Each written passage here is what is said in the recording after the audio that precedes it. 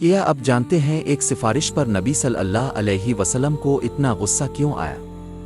وہ کون سا گناہ تھا جس میں نبی صلی اللہ علیہ وسلم نے اپنی بیٹی کا بھی لحاظ نہ کیا؟ یہ حدیث سن کر آپ کا انصاف کے بارے میں نظریہ بدل جائے گا۔ اسلام میں انصاف کا معیار کیا ہے؟ کیا امیر اور غریب کے لیے الگ قانون ہے؟ آج ہم ایک ایسی حدیث سنیں گے جو ہمیں بتاتی ہے کہ اللہ کے دین میں سفارش اور رشوت کی کوئی گنجائش نہیں۔ اسامہ رضی اللہ عنہ نے نبی کریم صلی اللہ علیہ وسلم سے ایک عورت کی سفارش کی تو حضرت صلی اللہ علیہ وسلم نے فرمایا کہ تم سے پہلے کے لوگ اس لیے ہلاک ہو گئے کہ وہ کمزوروں پر تو حد قائم کرتے اور بلند مرتبہ لوگوں کو چھوڑ دیتے تھے۔